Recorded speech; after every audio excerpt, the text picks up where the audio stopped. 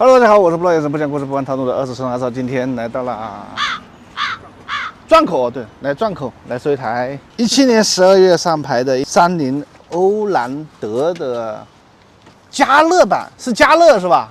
加乐，乐嘉乐嘉乐，我也搞不清楚乐嘉还是加乐。乐嘉不是那个主持人吗？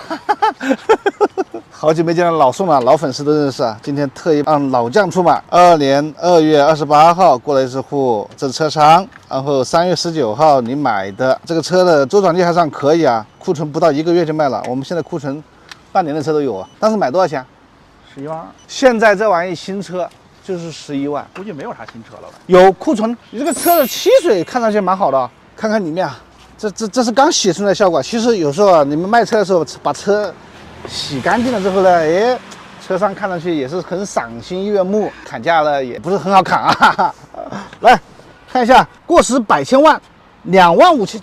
我换了个高配仪表，这个表是5万7吧，差不多。哦，哎，你看这位车主实在吧，换了仪表台，然后告诉我们这个10几公里。原厂仪表在后边，那个在兜里。看不到了呀，要通了电才看到了是吧？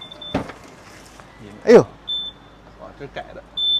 都是你改的啊？这后面改的。那照你这说，你这个车在上面还折腾了不少钱进去啊？这一键启动不会是改的吧？不是原厂。带电椅，这个还带座椅加热啊，配置在日系车里面算是高的。2.0自吸的啊，加一个 CVT 的变速箱，开得动吗？有点重。这玩意也是有鄙视链的，开丰田的瞧不起开本田的，开本田的瞧不起开日产的，开日产的。你想说瞧不起我吗？我换了台斯巴鲁。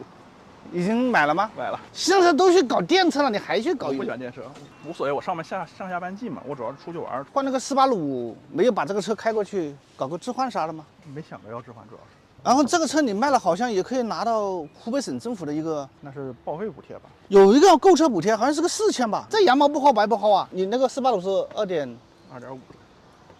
换不了了，要2.0以下的。造孽！还是老师傅出马。发现这个车有个疑点，就是这个车主没有做全车包围，但是它所有的座椅螺丝有拆卸，并且刚才我们看到有一个点啊，它有生锈，这边有松块划的。哎，对，你看呢？没有装过底盘，它这个东西就不会拆，不会拆的话就不会是松块划的，这个都是之前是拆过的，100%是拆过的，但是为什么拆就留下来？对，这个真的有点吃不准了。收车惯例，先查个出险再说。机都没的问题，商业险它没有连续投保，你和车主沟通下呢？开起来怎么样？好柔，底盘就不清楚了，应该是。尤其是关键是这个滚动减速带的时候啊，那它就开始各自表演了。到日系到这个时候都会有点散。那日系它也不是神话呀，那鄙视链也是有原因的啊。本来是5万过来看车的，不提了。啊，行，好，明白，啊，就不提了。一般我们都会说一下收车价的。钱过去了。